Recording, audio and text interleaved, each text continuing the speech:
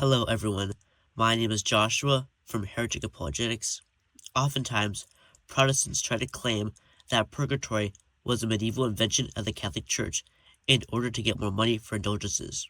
Today, we are going to refute this claim, showing how Jews before and after Christ believed in something similar to purgatory, even if the details differ. To clarify our terms, purgatory is the period between death and heaven where those who are saved yet imperfectly purified, are purged of their sins, so as to enable them to enter heaven. First, let's start with Jews before Christ. We have a pretty obvious passage that often comes to mind in debates over purgatory.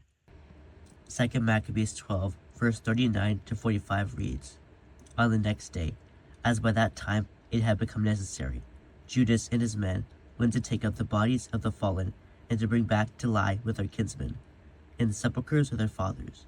Then under the tunic of every one of the dead they found sacred tokens of the idols of Jamnia, which the law forbids the Jews to wear, and it became clear to all that this was why these men had fallen. So they all blessed the ways of the Lord, the righteous judge, who reveals the things that are hidden, and they turned to prayer, begging that the sin which had been committed might be wholly blotted out.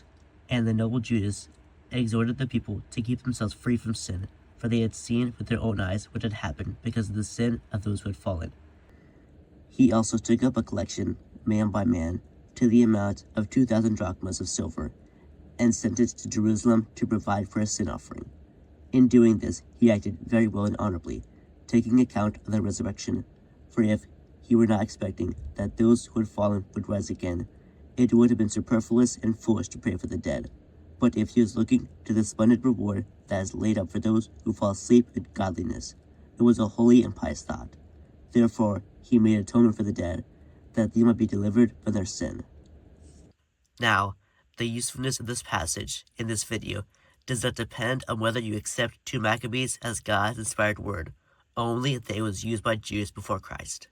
In this passage, Judas Maccabeus, the leader of a Jewish revolt against Antiochus Epiphanes IV, finds some fallen soldiers and sees that they were slain because they were wearing the sacred tokens of certain idols. In response, Judas and his men pray for these fallen men that their sin might be blotted out, and they appeal for a sin offering. The author then commends that this was a holy act, showing how prayers for the dead only make sense if there is a resurrection in an afterlife. The author then notes that he made atonement for the dead, that they might be delivered from their sin. Praying for the dead to be forgiven their sins only makes sense if there is a state in the afterlife where sins can be forgiven. If one is in heaven, it is useless, because the blessed in heaven are in no need of cleansing of their sins. For those in hell, it is likewise useless, because there is no possibility of them being loosed from their sins. Thus, prayers for the dead leads to something akin to purgatory. Now, for Jews after Christ, how do we know that they believe in purgatory? We read from the Chabad.org article, "Do Jews Believe in an Afterlife?" When the soul departs from the body, it stands before the heavenly court to give a judgment and accounting of its earthly life. But the heavenly court does only the accounting part, the judgment part, that only the soul itself can do. Only the soul can pass judgment on itself. Only it can know in sins the true extent of what it accomplished or neglected to accomplish in the course of its physical life. Freed from the limitations and concealments of the physical state, it can now look back on its own life and experience what it truly was. The soul's experience of the godliness it brought into the world with its mitzvot and positive actions is the exquisite pleasure of the Garden of Eden. Its experience of the destructiveness it wrought through its lapses and transgressions is the excruciating pain of Gehenna or purgatory. The truth hurts. The truth also cleanses and heals. The spiritual pain of Gehenna, the soul's pain in facing the truth of its life, cleanses and heals the soul of the spiritual stains and blemishes that its failings and misdeeds have attached to it. Even the most wicked of souls, say our sages, experience at most 12 months of Gehenna, followed by an eternity of heaven. Furthermore, a soul's experience of Gehenna can be mitigated by the action of his or her children and loved ones here on earth, reciting Kaddish and engaging in other good deeds in merit of and for the elevation of the departed soul means that the soul, in effect, is continuing to act positively upon the physical world, thereby adding to the goodness of its physical lifetime. This article excerpt says that, after a soul leaves the body, it will look back upon its life and experience the good or bad related with it.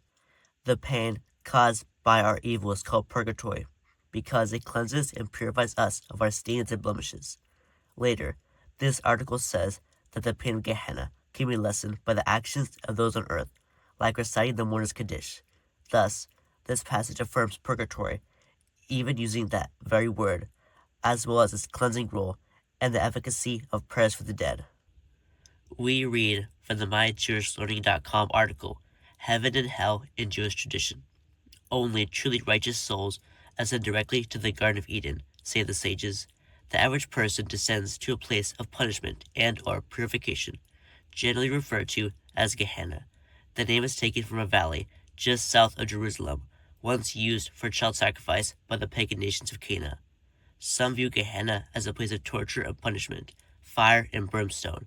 Others imagine it less harshly, as a place where one reviews the actions of his or her life and repents for past misdeeds. The soul sentence in Gehenna is usually limited to a 12-month period of purgation before it takes its place in the world to come. This 12-month limit is reflected in the year-long mourning cycle and the recitation of the Kaddish, the memorial prayer for the dead. Only the utterly wicked do not ascend to the Garden of Eden at the end of this year. Sources differ on what happens to those souls at the end of their initial purgation. Some say that the wicked are utterly destroyed and cease to exist, while others believe in eternal damnation. Here, too, Jewish sources affirm a state of purification for those who aren't fully righteous. It also says that this purification lasts usually less than a year, with this being reflected in the recitation of the mourner's Kaddish, thus affirming that the mourner's Kaddish is a prayer for the dead. We read from the ohr.edu article, Kaddish 11 or 12. The Talmudic sages teach that the maximum that a very wicked person is punished in the afterlife in Gehenna is 12 months. The public recitation of Kaddish shields the departed soul from this punishment. Hence, Kaddish is recited during the first year after a parent's passing. However, the custom is to recite Kaddish for 11 months only. Saying Kaddish the entire 12 months would give the impression that the deceased was a very wicked person who needs protection the entire 12 months. So, unless the parent specifically requested it, or unless it's known that the parent was a willful transgressor, Kaddish is said for only 11 months. This article goes more in depth on the reason the mourner's Kaddish is said for less than 12 months. The reason is that it is believed that the punishment of the wicked in Gehenna is limited to 12 months. So reciting the mourner's Kaddish for the whole year will be a statement that the deceased person needed the extra help and was particularly wicked. There is another Jewish prayer for the dead for us to cover, albeit a less well-known one. We read from an English translation of the El Malech Rahamin on myjewishlearning.com. God, who is full of mercy and dwells on high, provides a true rest on the wings of the divine presence amongst the pure and holy ones, who shine as brightly as the brilliance of the sky to the soul of, name of deceased, who has gone on to their eternity. The Garden of Eden will be the resting place. We beseech the merciful one to shade them forever with divine wings, and to bind their soul up in the bonds of life. The Lord is their heritage, and they shall rest peacefully on their bed, and let us say, Amen. This prayer is more explicitly about praying for the dead, asking God to provide rest to the soul of a particular deceased person. We read from the article on myjewishlearning.com called El Malech Rahamin. El Malech Rahamin is a plea that the soul of the departed be granted proper rest, since the mere fact that a soul is in the Garden of Eden, paradise, does not guarantee a complete contentment. According to tradition, the level of the soul in the Garden of Eden depends on its prior achievements on earth. Through our prayers and good deeds, we hope to earn God's compassion for the departed souls of those who are dear to us. Here, Ronald L. Eisenberg further clarifies that the El Malech Rahamin is a prayer for the dead to be given true rest, saying that our prayers, like the El Malech Rahamim, are efficacious in this regard. In summary, it is exceedingly clear that Jews both before and after Christ believed in purgatory, thus showing that Catholics are the one holding to their Jewish roots, while other denominations are the ones who are deviating. I hope you have enjoyed this, and that, if you disagree with anything I have said, please explain your reason why in the comments below. I hope we can have some fruitful and enlightening discussion. This is Heretic Apologetics. God love you all.